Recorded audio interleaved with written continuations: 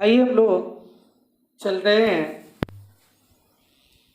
Rainbow second में। First chapter हम लोग पढ़ रहे हैं। रेनबो सेकेंड का first chapter Indian civilization and culture written by Mahatma Gandhi.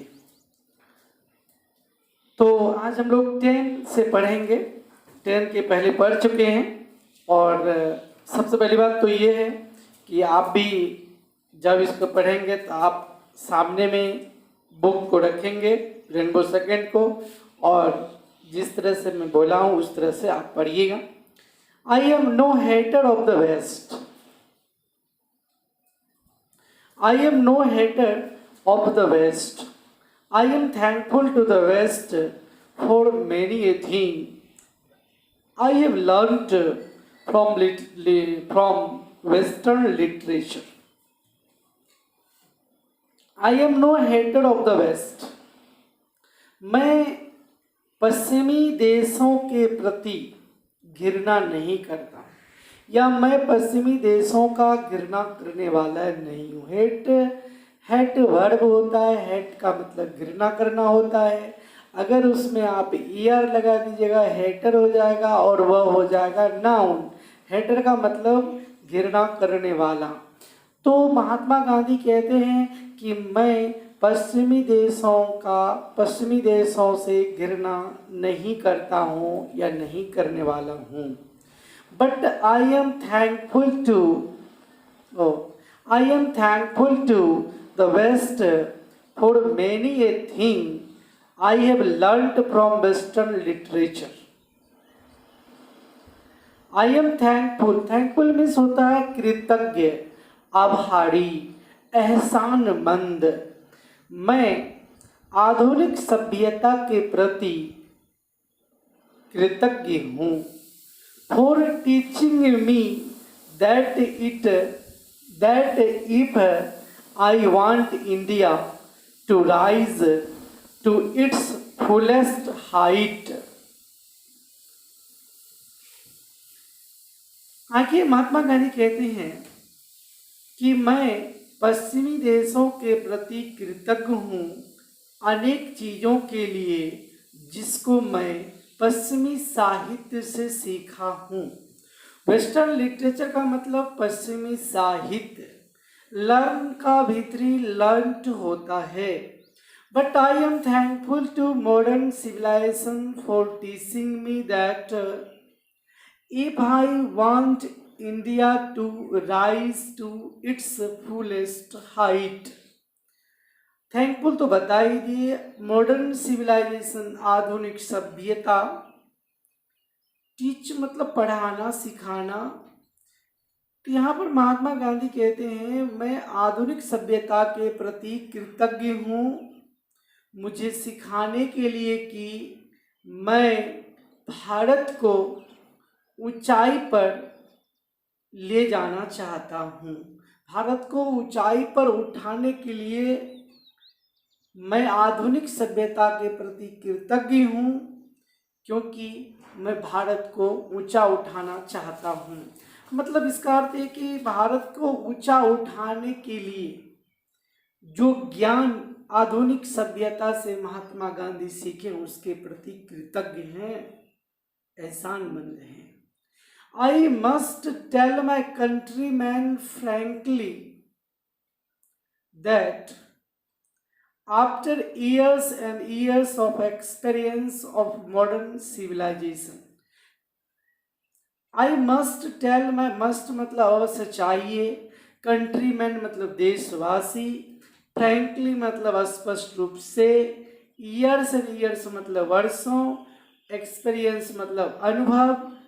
मैं अपने देशवासियों को स्पष्ट रूप से कहना चाहूँगा कि वर्षों आधुनिक सभ्यता के वर्षों के बाद I have learned one lesson from it, and that is that we must shun it at all costs।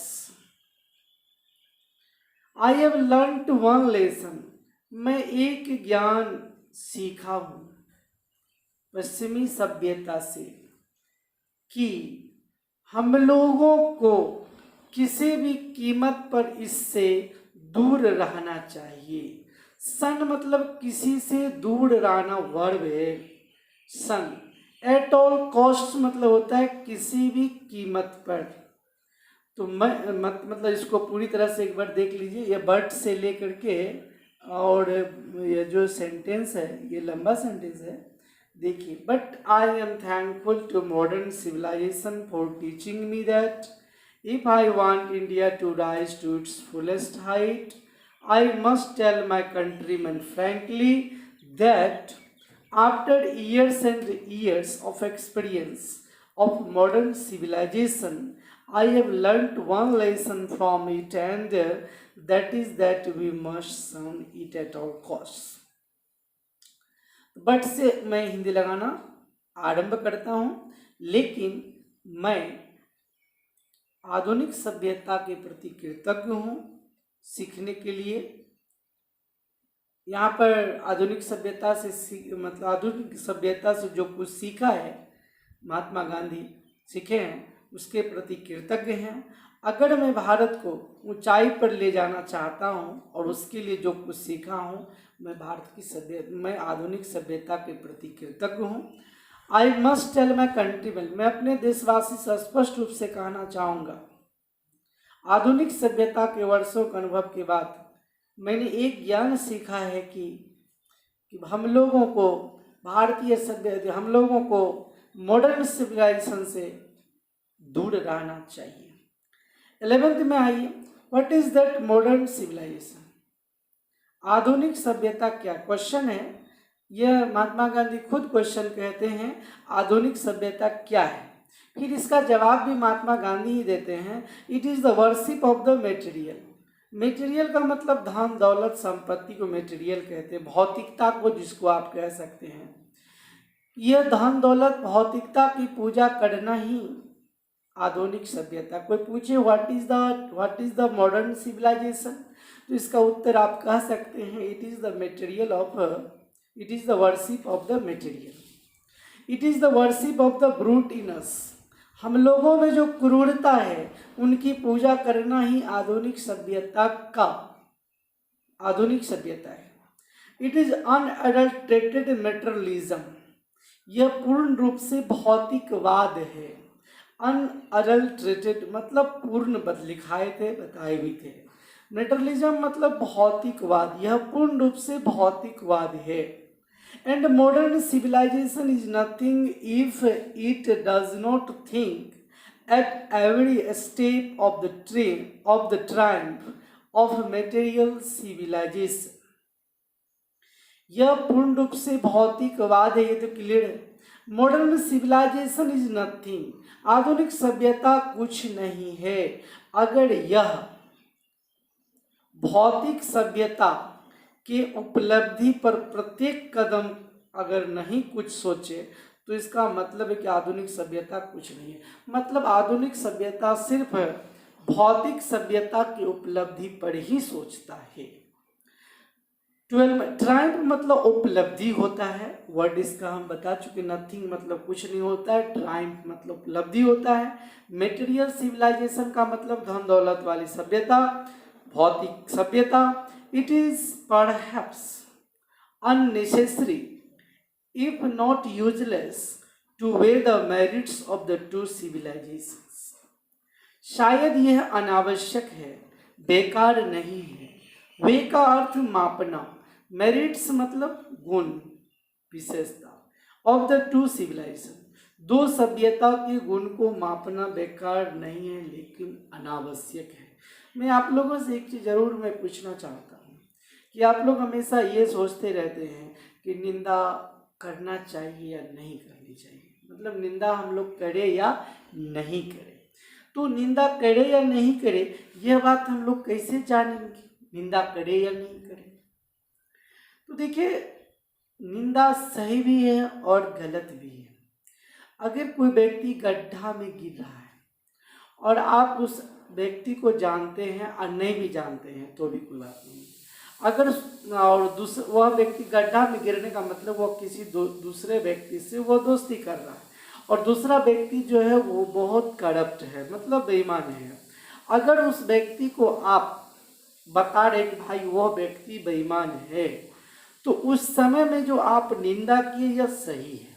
तो महात्मा गांधी कहते हैं कि दो सभ्यताओं के जो गुण हैं उनको मापना बेकार तो नहीं, लेकिन शायद अनावश्यक है। तो देखिए, उस समय में अगर आप उसका निंदा किए हैं उस व्यक्ति का, तो उस व्यक्ति का निंदा करके आप दूसरे को बताएं तो वह सही है। लेकिन जो आदमी सही है, अगर आप उसका निंदा कर रहे हैं तो याद रखिएगा, तब आपका समय टाइम वेस्ट हो रहा है और आप अपना जीवन बर्बाद कर रहे हैं, इससे पता चलता है। इसलिए यहाँ पर महात्मा गांधी कहते हैं तुलना तो नहीं करना चाहिए, लेकिन यह जरूरी भी है। It is likely that the West has evolved a civilisation suited to its climate and surroundings। Likely मतलब संभावना, द वेस्ट का मतलब पश्चिमी देश, इवॉल्व मतलब विकास किया, भी तो है इवॉल्व, इवॉल्व्ड विकास किया, इवॉल्व्ड। सिविलाइजेशन मतलब सभ्यता, सुटेड मतलब उपयुक्त, क्लाइमेट मतलब जलवायु, एंड सराउंडिंग्स मतलब परिवेश। And similarly, we have a civilization suited to our conditions, and both are good in their own respective spheres। spheres मतलब क्षेत्र, respective मतलब अपने अपने क्षेत्र में। तो देखिए, it is likely that the West has evolved a civilization suited to its climate and surroundings। ऐसी संभावना है कि पश्चिमी देश अपनी जलवायु और परिवेश के अनुकूल सभ्यता का विकास किए। एंड सिमिलरली, उसी प्रकार हम लोग भी एक सभ्यता का विकास किए, हमारी दशा के उपयुक्त, अपने सराउंडिंग्स के अनुकूल। And both are good in their own respective spheres, दोनों अपने अपने क्षेत्र में अच्छे। देखिए, मैं आपको बताना चाहता हूँ कि दुनिया में जितने भी लोग हैं, वैसे तो अप्रोक्सीमेटली की अगर बात करें तो 7 अरब लोग हैं। तो 7 अरब लोग हैं, तो जितने भी लोग इस दुनिया में, सबका सोच अलग अलग है। जब सोच अलग अलग है तो जितने भी देश होंगे, और सब देश की जो सभ्यता और संस्कृति होगी, स्वाभाविक है कि कभी हम लोग एक दूसरे से नहीं मिल सकते हैं। उनकी सभ्यता और संस्कृति को हम लोग एक दूसरे, मतलब निश्चित रूप से एक दूसरे से भिन्न होगा ही। इसलिए यहाँ पर समझने की बात है कि पश्चिमी देश जो सभ्यता का विकास किए उनके लिए ठीक है, और हम लोग जो अपनी सभ्यता का विकास किए हम लोगों के लिए सही है। 13 नंबर में अगर आप आते हैं, the distinguishing characteristic of modern civilization is an indefinite multiplicity of women wants। Distinguishing का मतलब विशिष्ट होता है, कैरेक्टरिस्टिक का मतलब गुण होता है, मॉडर्न सिविलाइजेशन का मतलब आधुनिक सभ्यता, इंडिफिनिट मतलब अनिश्चित, मल्टीप्लिसिटी मतलब बहुतायत, ऑफ ह्यूमन वांट्स मतलब मानवीय इच्छा। आप अगर इस बात को अगर अंडरलाइन कर ले तो ज़्यादा बेहतर है। इस सेंटेंस को, आधुनिक सभ्यता का विशिष्ट गुण अगर कोई पूछे क्या है, वह मानवीय इच्छाओं का असीमित वृद्धि, मल्टीप्लिसिटी मतलब वृद्धि, मतलब मानवीय इच्छाओं का असीमित वृद्धि। अगर कोई पूछे इस सेंटेंस को, अगर आप इसका एक्सप्लेनेशन चाहिएगा, जरूरी आपके मन में होगा कि मानवीय इच्छाओं का असीमित वृद्धि क्या है, तो मैं आपको 4 या मतलब 5 स्टेप से मैं पढ़ाऊँगा। सबसे पहली बात है प्रोनाउंसिएशन, दूसरी बात वर्ड, तीसरा सेंटेंस का जो मीनिंग है, और चौथा उसमें जो ग्रामर आता है, जो ग्रामर मतलब ग्रामर का जो मतलब रूल्स हैं, उस रूल को मैं एक्सप्लेन करूँगा। और पांचवा, अगर कोई सेंटेंस आप सेंटेंस का मीनिंग नहीं समझ रहे हैं तो मैं वहाँ पर डिस्कस करूँगा, एक्सप्लेन करूँगा। मतलब 5 काम करना है। पहले इंग्लिश प्रोनाउंसिएशन देख लीजिए, दूसरा वर्ड देख लीजिए, तीसरा मीनिंग देख लीजिए, चौथा ग्रामर्स के रूल जो आते हैं उनको देख लीजिए, और पांचवा जो है आप क्या कीजिए, जो सेंटेंस सेंटेंस आप नहीं समझ पा रहे, हिंदी भी लगाते हैं तो आप अगर उसको नहीं समझ पाते हैं तो उसका भी आप डिस्कस। यहाँ पर मानवीय इच्छाओं का असीमित वृद्धि क्या है? मैं आप लोगों को बताया था कि भारत की जो सभ्यता है वह संतोष से आरंभ होता है और आधुनिक जो सभ्यता है वह असंतोष से आरंभ होती है। तो आप तो ये क्लियर समझ गए। तो मानवीय इच्छा की असीमित वृद्धि, मैं आप लोग को इसके पहले बताया था कि मन एक बेचैन पक्षी है, जितना अधिक यह पाता है उतना अधिक यह चाहता है। तो अमेरिका के लोग, मतलब वेस्टर्न कंट्रीज के जो जितने भी लोग हैं सारे लोग, वे अपनी इच्छाओं को इतना अधिक बढ़ा लिए हैं कि हमेशा ये चाहते हैं कितना अधिक से अधिक हो और उसी की तृप्ति करते हुए संसार से चले जाते हैं। खोजते प्राप्त करते करते नहीं भी कर पाते वे भी चले जाते हैं और जो करते हैं वे भी चले जाते हैं। तो ये हुआ आधुनिक इच्छाओं, मतलब मानवीय इच्छाओं का असीमित वृद्धि। असीमित यहाँ दिया हुआ है, एक सीमित वृद्धि होता है। जैसे कि हम लोग सीमित वृद्धि करते हैं, जैसे भोजन, वस्त्र और आवास, शिक्षा, चिकित्सा, ये जरूरी है, इतना चीज हम लोग को चाहिए, हम लोग इसी में संतोष रहते हैं। हो गया अगर पूरा तो ठीक है। लेकिन वे लोग इनके बावजूद क्या करते हैं, इसको समझिएगा। अगर वे लोग इतने सब कुछ हो गए तो उनके मन में होता है साम्राज्यवाद। साम्राज्यवाद का मतलब अपने देश का जो सीमा रेखा है उनको आगे बढ़ाना। अब मैं आपसे पूछना चाहता हूँ, पूरा विश्व पर आप हमला करना चाहते हैं, पूरे विश्व पर शासन करना, ये असीमित वृद्धि हो। इसलिए मैं यहाँ पर मतलब इस सेंटेंस को क्लियर मुझे करना पड़ा क्योंकि इसमें आपको प्रॉब्लम है। जहाँ जहाँ भी जिस सेंटेंस में आपको जो सेंटेंस आपको समझ में नहीं आएगा तो उस सेंटेंस पर हम पूरी तरह से एक्सप्लेन जरूर करेंगे। The characteristic of ancient civilisation is an imperative restriction upon a strict regulating of these wants। सबसे पहले ये सेंटेंस पढ़ लिए, अब इनका उच्चारण देख लीजिए। हिंदी वर्ड का कैरेक्टरिस्टिक मतलब होता है गुण, ये तो क्लियर हो गया। एंशिएंट सिविलाइजेशन मतलब प्राचीन सभ्यता। इम्पेरेटिव मतलब यहाँ पर आप लोग सोचते होंगे आदेशात्मक वाक्य, नहीं। इम्पेरेटिव का मतलब यहाँ आवश्यक होता है। रिस्ट्रिक्शन का मतलब प्रतिबंध होता है। रिस्ट्रिक्शन ऐसे आप जानते होंगे, अपन का मतलब के ऊपर होता है, जानते हैं। स्ट्रिक्ट मतलब कठोर होता है। रेगुलेट मतलब नियंत्रण करना होता है। दीज वांट्स का मतलब इच्छा, वांट मतलब इच्छा। तो मतलब प्राचीन सभ्यता का जो गुण है वह क्या है, आवश्यक प्रतिबंध है। इन इच्छाओं पर ठोस नियंत्रण और आवश्यक प्रतिबंध है। हमारी जो सभ्यता है, सीधी बात हमारी सभ्यता कहती क्या है, इच्छाओं को दबाओ, इच्छाओं पर नियंत्रण। मैं आप लोग को बताया भी था पहले कि मन की इच्छा पर नियंत्रण ही हमारी सभ्यता और संस्कृति का विशेष गुण है।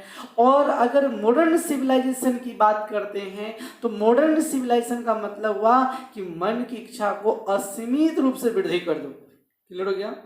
आइए, तो इच्छा का मतलब भी समझ गए होंगे। द मॉडर्न और western insatiableness arises really from want of living faith in a future state and therefore also in divinity। ये तो समझ लिए। अब वर्ड देख लिए। insatiableness मतलब असंतुष्टि की स्थिति, arises मतलब उठना, रियली मतलब वास्तविक। ये जो वांट देख रहे हैं, इस वांट का 3 मीनिंग होता है। वांट का मतलब चाहना होता है, अगर क्रिया हो तो वांट मतलब चाहना, अगर नाउन हो तो वांट मतलब इच्छा, जरूरत, और एक वांट का मतलब होता है कमी या अभाव। यहाँ पर वांट का मतलब कमी या अभाव होगा, ठीक है। तो एक वर्ड का 2 या 3 मीनिंग हो सकते हैं। तो इसलिए मैं कभी भी यहाँ पर जो क्लियर कर देता हूँ, आपको कोई कन्फ्यूजन नहीं रहे। और जो बुक पढ़ने में इंटरेस्ट नहीं रखते हैं तो मेरे ख्याल से ये फर्स्ट चैप्टर पढ़ने के बाद शायद अब आप बुक पढ़ने में अधिक इंटरेस्ट लीजिएगा और लेंगे। क्योंकि होता है क्या कि बुक में कुछ इस तरह से पढ़ाए जाते हैं। अब सब तरह के दुनिया में सब तरह के लोग हैं, तो इस तरह से पढ़ाए जाते हैं। एक बार पढ़ दिए, हिंदी लगा दिए संक्षेप में और आगे बढ़ गए। तो यहाँ पर मैं हर चीज़ का डिस्कस कर रहा हूँ, आपको किसी तरह का शायद परेशानी नहीं होनी चाहिए। और जितना लोअर से लोअर और जितना हायर से हायर, मतलब लोअर से लेकर के हाई, मतलब लोवेस्ट से लेकर के हाईएस्ट, कहने का मतलब सबसे नीचे से उठाना है और हाईएस्ट तक पहुंचा देना है। ये काम इसलिए मेरा रहता है कि अगर जो अच्छे स्टूडेंट्स हैं, जो गुड स्टूडेंट्स हैं, अगर वे हाईएस्ट भी पढ़े तो वो भी सीख लिए, अगर जो लोवेस्ट वाले हैं वे भी अगर पढ़े तो उनको भी मन लगा, वे लोवेस्ट से हाईएस्ट चले गए। तो मतलब जिस भी दृष्टिकोण से आप समझिएगा, मैं सब ट्रिक यहाँ पर अपना रहा हूँ। और कोशिश कीजिएगा कि कोई भी कार्य करने में पेशेंस की ज़रूरत होती है। आप जो कभी 11th नहीं पढ़े, 11th से पहले कभी भी इंग्लिश बुक नहीं पढ़े, और आज भी हमारे कुछ ऐसे भाई बहन हैं जो बुक से इतने डरते हैं कि वे कहते हैं कि मतलब कैसे पढ़ेंगे। तो मैं आपसे एक चीज़ बताना चाहूँगा, अगर आप जितने बुक से भागेंगे तो शायद आपका नौकरी भी उतना दूर उधर भी जाएगा। ठीक है, कहने का मतलब है कि आप इधर बुक से भागिए, उधर आपका जॉब। आप सोचिएगा जॉब का मतलब, तो याद रखिएगा यह ग्रामर की अगर बात आप करते हैं, ट्रांसलेशन की बात करते हैं, तो ये सब आगे जो बड़े बड़े कंपटीशन हैं उसमें ग्रामर का जनरली छोटे मोटे ग्रामर की कोई खास बात नहीं होती है, ज़्यादातर लैंग्वेज की बात होती है। अंडरस्टैंडिंग, रिटन, ये दो, और स्पोकन, ये 3 चीज़ की ज़रूरत होती है। इसलिए याद रखिएगा, अगर बुक पढ़ते हैं इसमें वर्ड पावर भी हो जाता है, ग्रामर भी हो जाता है। अब ग्रामर भी पढ़ लेते हैं, इसके बाद आपके पास ये क्षमता भी हो जाती है कि हम इंग्लिश हिंदी कैसे करें, और मीनिंग समझने का जो कैपेसिटी है वो भी ग्रो करता है। तो आइए देखते हैं। तो मैं यह बात इसलिए बीच बीच में बताते रहता हूँ कि जो स्टूडेंट्स नहीं समझ पा रहे हैं तो वे ध्यान देंगे और पढ़ेंगे। तो यहाँ पर वांट के बारे में बताया। लिविंग मतलब तो सजीव होता है, फेथ मतलब विश्वास होता है, इन ए फ्यूचर स्टेट मतलब भविष्य की अवस्था में, therefore also in divinity, divinity का हिंदी होता है देवत्व। देवत्व का मतलब देवता की, जो देवता वगैरह जो देवी देवता होते हैं उसकी भावना। तो यहाँ पे समझिए, द मॉडर्न और वेस्टर्न इंसेटेबल्स, आधुनिक और पश्चिमी जो असंतुष्टि की स्थिति है वो उठता है really from want of living faith in a future state, मतलब भविष्य की अवस्था में या देवत्व में वे सब विश्वास नहीं करते। आज पश्चिमी सभ्यता के जो लोग हैं वे भगवान में विश्वास नहीं करते, देवी देवता में विश्वास नहीं करते, भविष्य की अवस्था में विश्वास नहीं करते। उन लोगों का क्या कहना है, ईट ड्रिंक एंड बी मेरी, खाओ पियो मौज करो। कहने का मतलब ये है कि मतलब फ्यूचर के बारे में मत सोचो। लेकिन हम लोग क्या सोचते हैं, क्या अपना लोग क्या सोचते हैं, यह संसार एक तो है ही, इस संसार के बाद भी एक परलोक है जिसमें हम लोग यह मनुष्य शरीर मरने के बाद जो हम लोग जाएंगे, तो अच्छा कर्म अगर करते हैं तो यहाँ हम लोग यहाँ पर भी यश प्राप्त किए, अच्छा करने के बाद जो हमारी आत्मा या जीवात्मा है ये मरने के बाद वह उनको भी सुख मिले। तो हम लोग दोनों कार्य के लिए काम करते हैं। लेकिन अमेरिका वाले कहते हैं नहीं भाई, अभी वर्तमान में आनंद लो, बाद बाकी दुनिया के बारे में मत सोचो, जो होने वाला होने दो। ये देवत्व में विश्वास की बात हुई। द रिस्ट्रेंट ऑफ एंशिएंट और eastern civilisation arises from a belief often in spite of ourselves in a future state and the existence of a divine power. फिर इसका आप मीनिंग दीजिए, रिस्ट्रेंट मतलब संयम होता है, रिस्ट्रेंट संयम। एंशिएंट प्राचीन तो जानती हैं, अराइज मतलब उठना होता है, बिलीफ मतलब विश्वास, ऑफन मतलब अक्षर होता है, इन स्पाइट ऑफ मतलब के बावजूद होता है, आवर सेल्फ मतलब खुद को, इन ए फ्यूचर स्टेट मतलब फ्यूचर की अवस्था में, एंड एग्जिस्टेंस मतलब अस्तित्व, ए डिवाइन पावर मतलब देवीय शक्ति। तो अब हिंदी देख लीजिए, मॉडर्न और वेस्टर्न से तो हो गया था। द रिस्ट्रेंट ऑफ एंशिएंट और ईस्टर्न सिविलाइजेशन, प्राचीन या पूर्वी सभ्यता की जब जो संयम है वो विश्वास से ही उठता है। मतलब हम लोग जो हमारी जो सभ्यता और संस्कृति है वो विश्वास पर आधारित है। खुद में तो विश्वास करते हैं, खुद का मतलब हम लोगों के अंदर भी परमात्मा है, गॉड है, जीवात्मा है, और इन फ्यूचर स्टेट देवी देवता भी भगवान भी संसार में है, उनके अस्तित्व को भी विश्वास करते हैं और हम लोगों के अंदर जो भगवान है उसमें भी विश्वास करते हैं खुद में। Some of the immediate and brilliant results of modern inventions are too maddening to resist. फिर इसका मीनिंग देख लीजिए। इमीडिएट मतलब शीघ्र, अविलंब। ब्रिलियंट मतलब तीक्ष्ण, रोचक। रिजल्ट मतलब परिणाम। मॉडर्न इन्वेंशन मतलब आधुनिक आविष्कार। टू तो जानते ही पढ़ाए थे, आवश्यकता से अधिक होता है। मैडनिंग, मैडनिंग का मतलब होता है गुस्से में पागल होना, गुस्से में। टू रेसिस्ट, रेसिस्ट मतलब प्रतिरोध करना। देखिए आजकल का आधुनिक आविष्कार जो है, अब इसका मीनिंग देख लीजिए। आधुनिक आविष्कार की जो परिणाम है, तीक्ष्ण रोचक परिणाम है, हमारी मन की जो इच्छा है अब हम रोकना असंभव है, क्योंकि हम लोग आधुनिक युग में, विज्ञान के युग में इतने अधिक आ गए हैं कि हम लोग अपने मन को नहीं रोक पाते हैं। एक चीज़ मैं आपसे बताना चाहूँगा कि जो पहले ज़माने में शाकाहारी होते थे, जंगल में फल फूल खाते थे, वे अपनी इच्छा को अपनी मन पर नियंत्रण नहीं कर पाते। आज आहार में भी परिवर्तन हो गया और माहौल जो सराउंडिंग्स है ये भी बैड हो गया। हर चीज़ हम लोगों का अनुकूल नहीं है। तो इन चीज़ों के बीच में हम अपने मन की इच्छाओं को नियंत्रण करें, असंभव है। तो लेकिन ये बात महात्मा गांधी की है। But I have no manner of doubt that the victory of man lies in that resistance. Manner मतलब तरीका, डाउट मतलब संदेह, विक्ट्री मतलब जीत, लाई मतलब स्थित होना, रेसिस्टेंस मतलब अवरोध।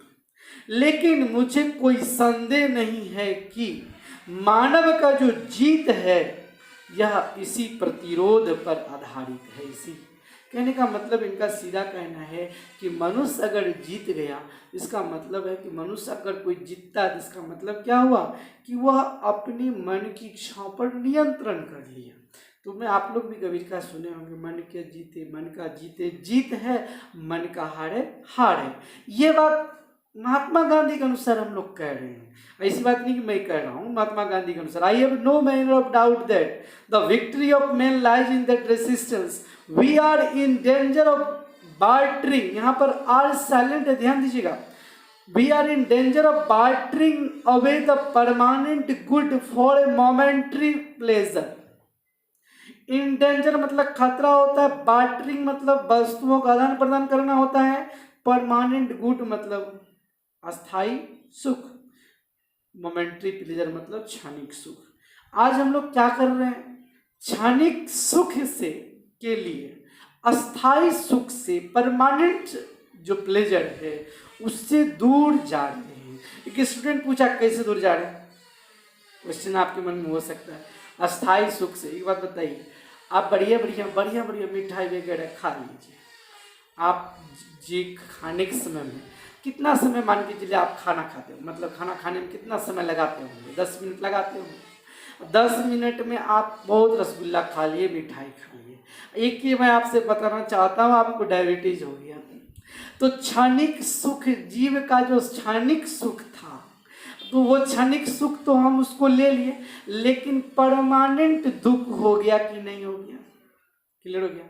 तो क्षणिक सुख से हम लोग, क्षणिक सुख के लिए अस्थाई सुख से दूर जा रहे हैं। अगर जीव को हम लोग उस समय में कंट्रोल कर ले, खाना पीना पर अगर आराम कर ले, तो न बीपी होगा न डायबिटीज होगा, परमानेंट सुख मिलेगा कि नहीं। तो यहाँ पर इस 5 मिनट के स्वाद के लिए पूरा जीवन भर टेबलेट खाना पड़ता है। तो कहने का मतलब ये है कि क्षणिक सुख से, क्षणिक सुख के लिए अस्थाई सुख से दूर जा रहे हैं। Just as in the West they have made wonderful discoveries in things material, similarly Hinduism has made still more marvelous discoveries in things of religion, of the spirit, of the soul. Just as in the west, आप लोग एक चीज यहाँ पर पहले हिंदी इसका word का हिंदी देख लीजिए। द वेस्ट जो लग गया तो मैं बताया था पश्चिमी देश हो गया इसमें। वे आप लोग सोचिएगा वेस्ट का मतलब पश्चिम होता है, तो वेस्ट में द लग गया तो ये पश्चिमी देश यहाँ पर होगी। पश्चिमी देश के लोगों ने क्या किया, पश्चिमी देशों के लोगों ने क्या किया, दे हैव मेड वंडरफुल डिस्कवरीज, अद्भुत खोज किए धन दौलत के क्षेत्र में। उसी प्रकार द हिंदुइज्म मतलब हिंदू धर्म के लोगों ने क्या किए, मार्वेलस मतलब भाई बहुत अच्छा खोज किए किस क्षेत्र में, धर्म के आत्मा जीवात्मा परमात्मा के क्षेत्र में खोज किए। मतलब वे लोग अमेरिका वाले खोज किए क्या, सुख सुविधा के लिए, धन दौलत में। अभी मैं आप लोगों को अभी भी आप उदाहरण के रूप में महात्मा गांधी उदाहरण एग्जाम्पल ले सकते हैं। अभी अमेरिका बहुत आगे है, किसमें कोई पूछे किस में आगे है, तो धन में आगे है, साइंटिफिक जितने भी मतलब मशीन्स हैं वे भी उसमें आगे हैं। अगर हम भारत में आ जाइए तो सुबह अपना लोग उठते हैं तो कहते हैं हे भगवान। अब ये लोग जब जगते हैं तो हे भगवान नहीं कहते हैं, वे लोग जो जगते हैं तो वो लोग कहते हैं कि हे डॉलर। मतलब कहाँ से आ जाए, कितना अधिक संपत्ति किसको हड़प ले। आप लोग जानते होंगे कि सुबह से शाम तक वे हड़पने की नीति बनाते हैं और हम लोग कहते हैं हे परमात्मा जितना दिए हैं उसी में संतोष। तो दोनों का सोच में कितना अपोजिट है, मतलब कितना अपोजिट है आप समझ सकते हैं। But we have no eye for the great and fine discoveries, लेकिन हम लोगों के पास आंखें नहीं हैं इन बड़े खोज चीजों के लिए। क्या मतलब, बट वी हैव नो आई, लेकिन हम लोगों के पास आंखें नहीं हैं, आंख नहीं है इन बड़े और सुंदर खोजों के लिए। We are dazzled by the material progress, we are dazzled by the material progress. We यहाँ पर वी आर इन क्या कहते हैं, just as in the similarly, but we have no eye for these great and fine discoveries. We are, यहाँ पर इसका मतलब है कि लेकिन हम लोग के पास आंखें नहीं है इन बड़े खोज के लिए। आगे फिर महात्मा गांधी कहते हैं we are dazzled by the material progress that western civilization has made. हम लोग चकाचौंध आधुनिक उन्नति से हम लोग चकाचौंध हैं।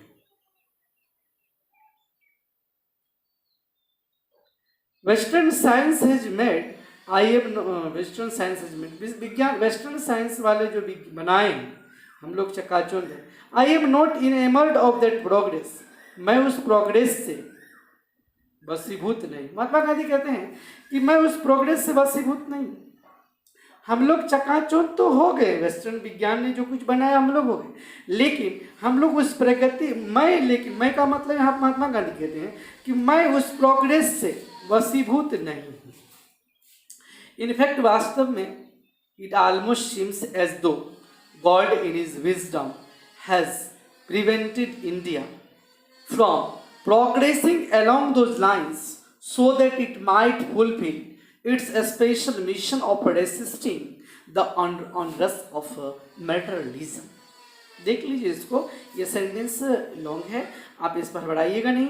इस इनफैक्ट मतलब वास्तव में, इट ऑलमोस्ट सिम्स लगभग ऐसा प्रतीत होता है, एज दो का मतलब मानो कि, गॉड इन हिज विजडम भगवान अपनी बुद्धि से, हैज प्रिवेंटेड इंडिया भारत को रोक दिए हैं, from progressing along those lines उन पंक्तियों के साथ जाने से रोक दिए हैं, so that it might fulfil its special mission of resisting the onrush of materialism. मतलब ताकि भारत जो है अपने खास मिशन को, धन दौलत की जो प्रवाह है उसको रोकने में पूरा हो सके। ऐसा लगता है, महात्मा गांधी कहते हैं ऐसा लगता है कि भगवान जो है हम लोगों को, भारत को रोक दिए हैं कि तुम धन दौलत के रास्ते हो करके, धन दौलत का जो मतलब प्रवाह है, मतलब धन दौलत का जो खोज है उसका तुम खोज मत करो, तुम धर्म की ओर जाओ। लेकिन मैं आपको एक चीज़ यहाँ पर जरूर बताना चाहूँगा कि महात्मा गांधी थोड़ा सा अपोजिट जाना चाहूँगा। महात्मा गांधी जो बोलते थे वो सही है, बिल्कुल गलत नहीं है। पूरे दुनिया अगर परमाणु बम नहीं रखे तो हम लोग भी नहीं रखेंगे, लेकिन आज का जो डेट है, मैं आपको स्पष्ट शब्द में यह कहना चाहता हूँ, भगवान चाहे हम लोग की बुद्धि को उस और जाने नहीं दे रहे हैं, चाहे जो भी हो, लेकिन आज अगर हम लोग नए नई टेक्नोलॉजी पर आधारित परमाणु बम वगैरह वगैरह जो अस्त्र शस्त्र अगर नहीं बनाते हैं तो इस देश को शायद 24 आवर्स के अंदर, मतलब 24 घंटे के अंदर कोई दूसरा आदमी हड़प लेगा। तो ये चीज़ महात्मा गांधी जिस समय थे उस समय की बात थी, लेकिन आज का जो यह दिन है ऐसा दिन आज नहीं है। चाइना इतना सुपर पावर है, वे इतने बड़े बड़े आर्म्स बना रहे हैं कि हम लोग अगर नहीं बनाएंगे तो वो कब हम लोग पर हमला कर देगा। तो इसलिए यह बात महात्मा गांधी कहते हैं, लेकिन आज के डेट में अध्यात्म भी लेके चलना है। मैं यहाँ पर क्लियर कर देना चाहूँगा, कन्फ्यूजन अगर रहे महात्मा गांधी से, अगर यहाँ पर सोच हो सकता है आपका उल्टा हो, लेकिन याद रखिएगा यहाँ पर दो चीज़ है, एक धर्म को, रिलीजन को भी लेके चलना है और साइंस को भी लेके चलना है। मतलब दोनों को समावेश करके चलेंगे तो अगर अध्यात्म है तो साइंस में और हम लोग आगे बढ़ेंगे। हाँ, तो लेकिन ये दोनों चीज़ उन लोग के पास सिर्फ साइंस है और हम लोग के पास क्या है, साइंस भी है और रिलीजन भी है। तो आज यहीं तक रहने दीजिए और इसके बाद हम लोग अब कल नेक्स्ट वीडियो पढ़ेंगे 17 से, और 17 से लेकर के 24 तक